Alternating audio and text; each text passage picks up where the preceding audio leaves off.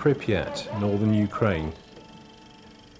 This was just one of many thousands of provincial cities spread right across the former Soviet Union. Home to around 49,000 people, it had all the usual facilities: schools, shops, kindergartens, several swimming pools, and a hospital. Being on the river, it even had a small harbour and a cafe where people could enjoy weekend boat rides. Despite being under the communist regime at the height of the Cold War, the city had its fair share of good times. In the parks, children played, friends met, couples fell in love, and the song of life was sung as openly and as enthusiastically here as just about anywhere else on the planet. In April 1986, the flowers were starting to bloom and the days were getting longer. Pripyat's inhabitants were preparing to celebrate the end of a long winter and the coming of spring, culminating with the traditional May Day parade. The children were particularly looking forward to the opening of a new amusement park, built especially for the occasion. But little did anyone know that the celebrations would never take place. In the early hours of Saturday the 26th, an event so powerful would hit Pripyat and spell disaster not just for the people that lived there, but potentially the whole world.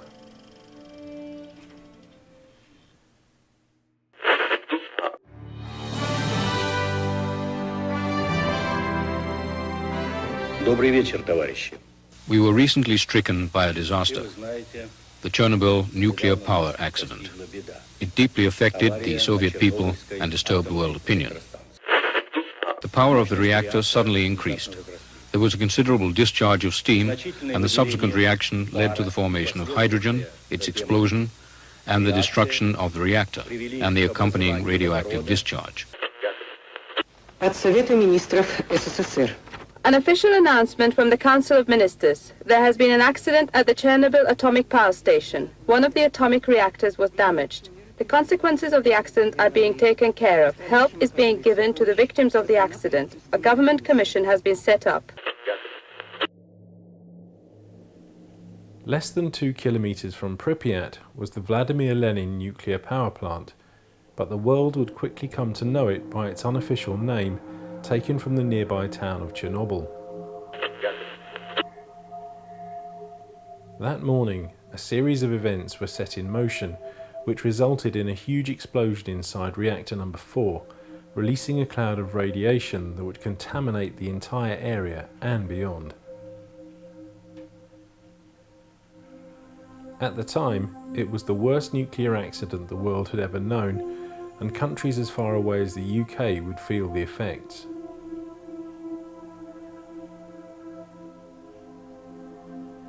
An exclusion zone was immediately set up 30 kilometers in all directions around the plant, while the authorities tried to deal with the disaster.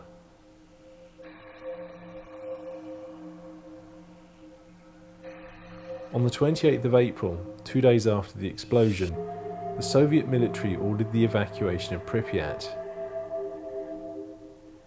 Its people were given just under 2 hours to collect the few personal belongings they could carry before a fleet of buses arrived.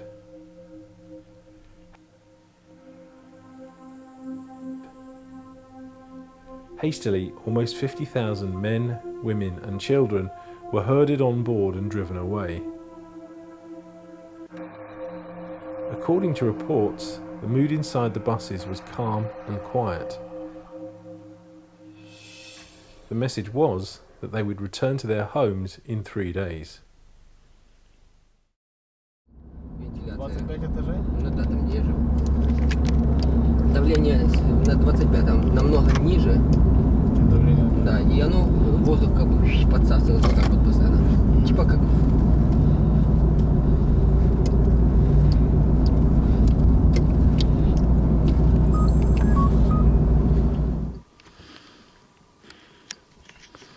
We've just arrived at the 30-kilometre exclusion zone, and hopefully if our paperwork's all in order, we'll be granted access, and then from here it's just a short drive to Pripyat itself. With me on the trip I've got photographer Simon Crompton-Reed, we've got a driver, Igor, and we've also got our official Ukrainian escort, Misha. We don't need any protective equipment or clothing, but Misha does have an electronic dosimeter that will sound an alarm if the radiation levels get too high. Now, while the area is still contaminated, apparently the levels of radiation that we would be exposed to are no worse than a long-haul flight.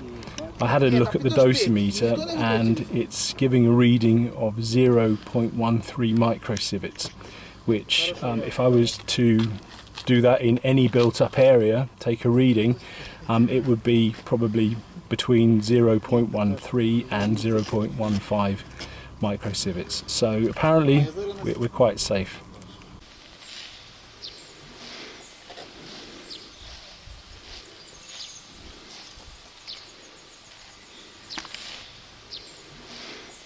So right now we reached the observation site of the Chernobyl sarcophagus, the enormous shelter object site which still keeps the remnants of the destroyed reactor number 4 behind the extremely thick reinforced concrete walls. You see that facility in front of us. Right now we stand some 300 meters from that facility, and the readings we have here are 2.8. Average readings here are 3 point something or 4 point something. Every step we get close to that facility, the readings are increasing due to the fact that the main source of radiation here is that facility itself. So you can come sure that the readings are going up 3 point something.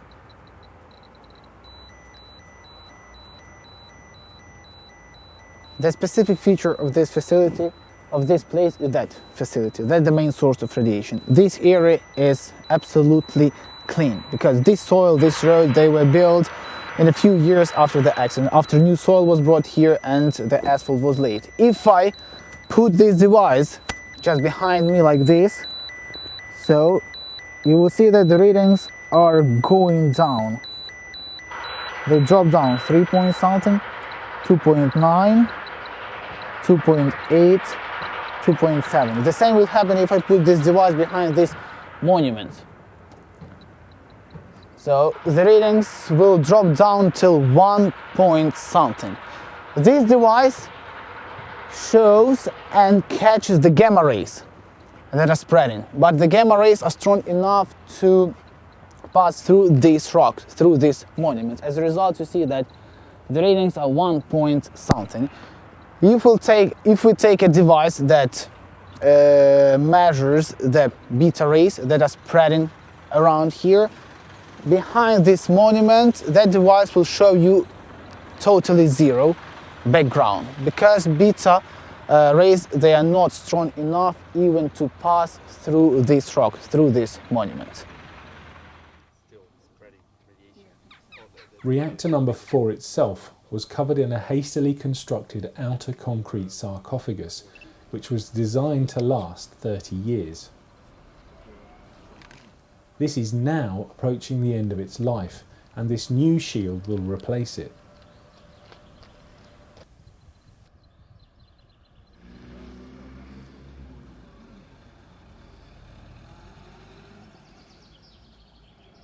In the Bible there is a passage that speaks of a great star called Wormwood, which turned all the waters bitter and killed anyone who drank it. Ominously, in Ukrainian, the word for wormwood and Chernobyl are almost identical.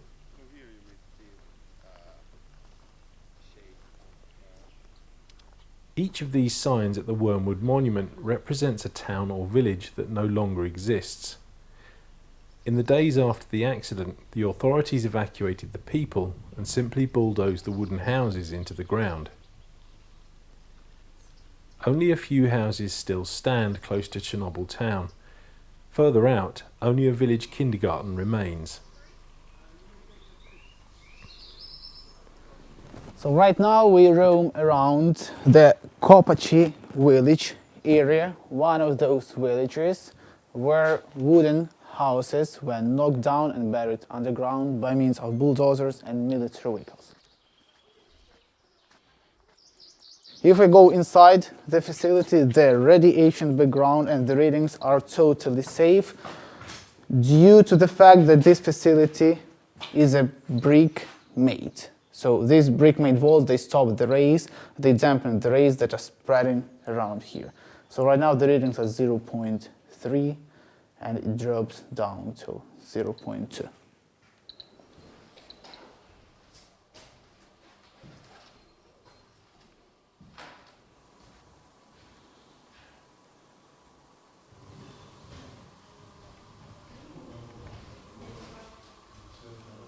So here we have a couple of so-called hotspots or highly contaminated spots. One of those is right here.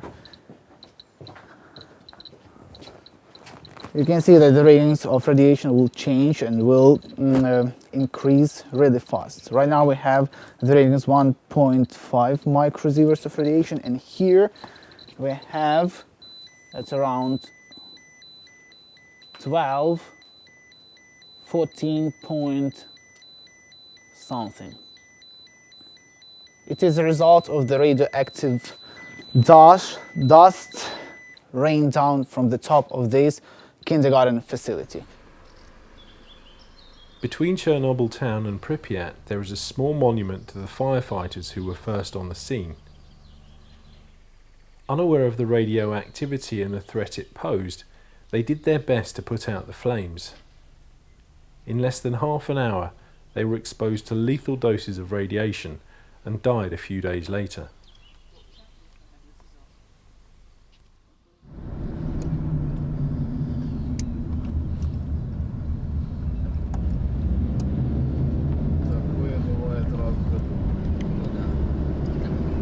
Я бы сам на месте водителя бы высаживался. Знает ли тот, что он должен уступить газ?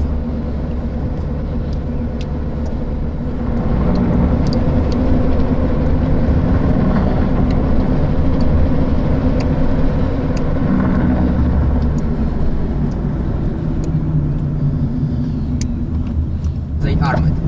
Yeah. Yeah.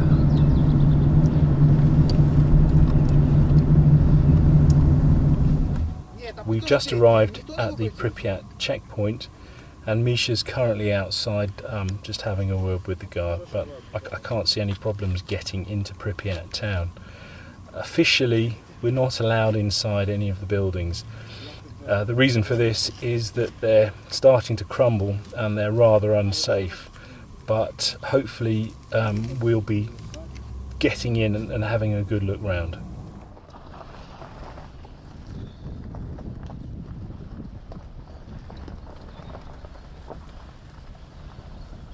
Pripyat was founded in 1970 and named after the nearby river. It was built mainly to house the workers at the nearby atomic plant and their families. Pripyat was a young city whose population had an average age of 26. As a result, about 1,000 children were born in the town each year, but, unlike in the West, the Soviets provided free childcare. Consequently, for its size, Pripyat had a large number of kindergartens, and here at the town's main nursery is a very eerie and strangely moving collection of toys and personal items. By the side of a toy rocket and aircraft is a very real gas mask, a stark reminder that these children were growing up at the height of the Cold War.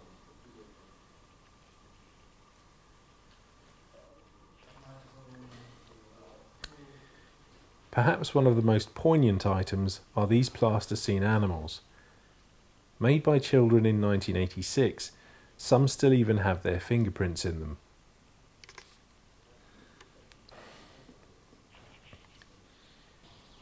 Like everywhere else in Pripyat, anything of any value has been stolen by looters, and here at the music school is no exception. In the concert hall, all the seating has been ripped out, but strangely a valuable grand piano has been left to rot.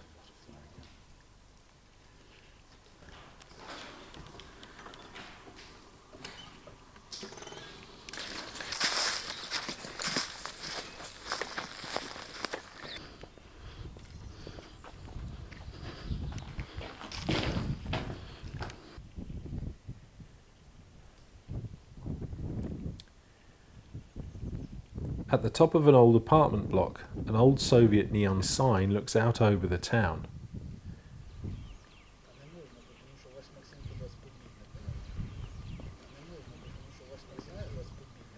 From here, it's possible to get a bird's eye view of Pripyat and its proximity to reactor number 4.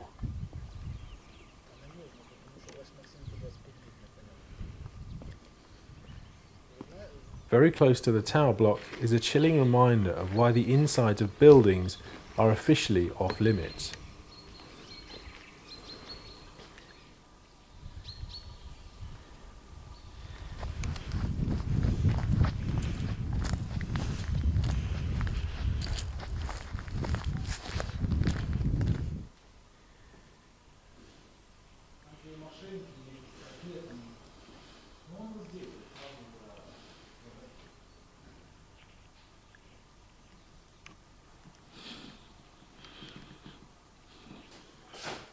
Had I lived in Pripyat in 1986, I would have most likely been a pupil at this school.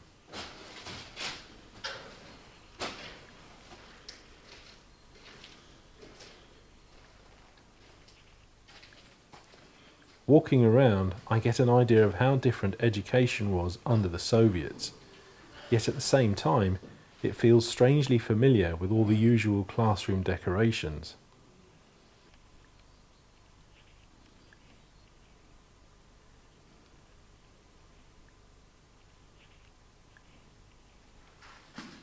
But I also get the impression that everything was taught from a very Russian perspective, even this chart illustrating the electromagnetic spectrum.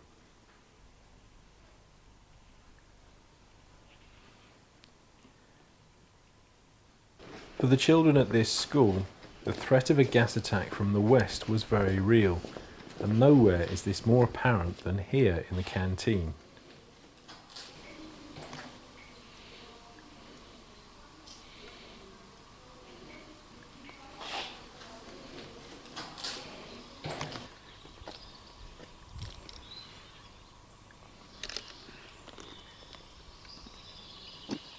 Pripyat's inhabitants were generally well educated.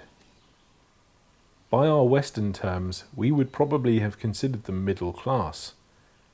Consequently, crime levels were relatively low.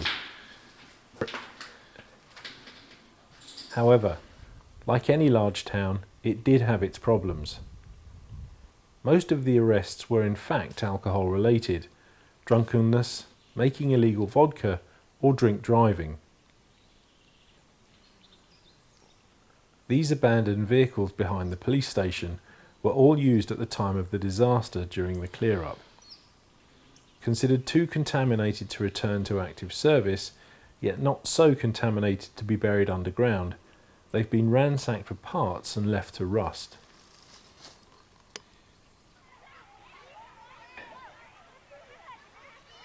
It's almost a cliché that physical fitness played a major role in life under the Soviets. Perhaps this explains why there were so many sports facilities in Pripyat. This swimming pool was just one of 3 in the town, along with 10 gyms and 2 football stadiums.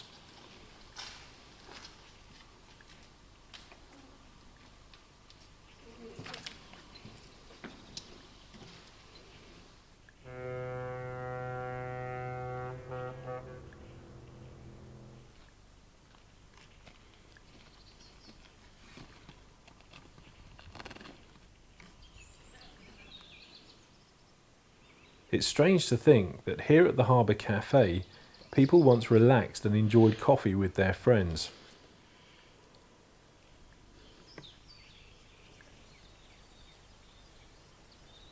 In its day, this stained glass window must have looked very impressive. But even broken and with pieces missing, It's profoundly moving, particularly now with the evening light behind it. Outside, the steps to the water still stand. This was once the scene of the annual Neptune Festival, a celebration of summer.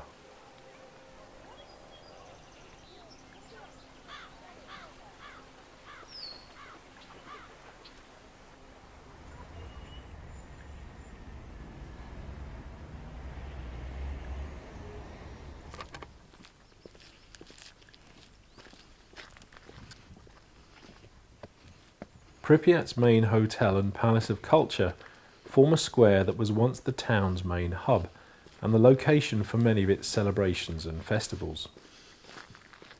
After nearly 3 decades, it is slowly being reclaimed by time and nature. The Soviets believed that nuclear power was a force for good, and so coined the phrase the friendly atom. While short visits to the exclusion zone are safe, the fallout from the explosion has contaminated the area, making permanent habitation difficult. This means that the long-term future of Pripyat is a mystery. The buildings themselves will eventually just crumble away in time, but what will happen after that?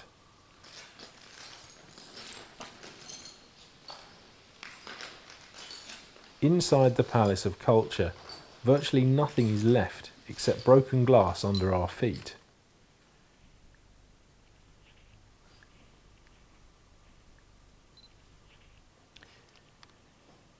In the lecture theatre, even the seats have been stolen. All that remains now are photographs to show that this place still means something to someone. Anything that has been left behind was of no value to the looters. These Soviet propaganda posters backstage at the theatre are a prime example.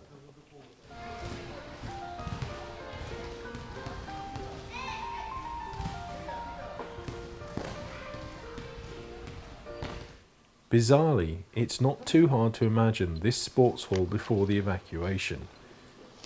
It's surprisingly well preserved, especially this climbing rope.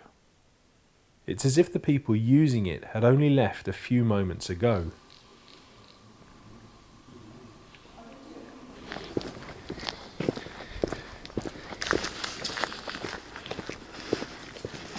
So now we reached one of the most iconic places of Pripyat town. Just the main festivities for opening of these parks should happen on the 1st of May, but as a result of the accident that occurred some 5 days before 1st of May, the dreams didn't come true and we lost this place forever.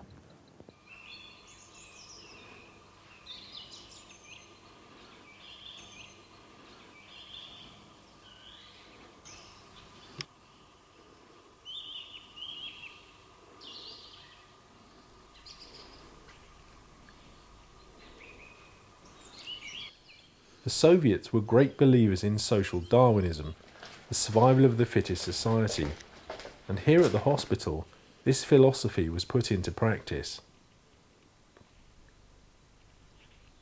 It's rather unnerving the amount of vials and bottles that are still here.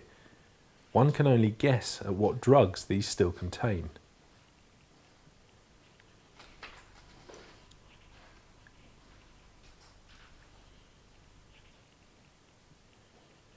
Stripped of everything except the metal cots, the newborn room is particularly eerie.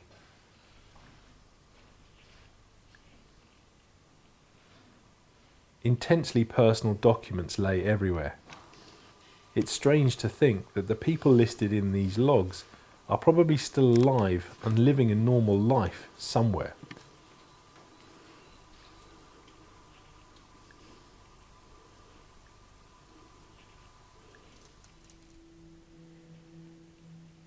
It can be said that any town or city can be seen as merely a collection of buildings, empty boxes of concrete or brick. What makes anywhere home are the people inside those buildings, the lives they led, and more importantly, the relationships they made with each other. Although many of the people of Pripyat were successfully relocated, it was those relationships that were destroyed. Families separated, friends no longer able to go out together, and neighbours were unable to greet a familiar face. This is just one of the many tragedies of Pripyat.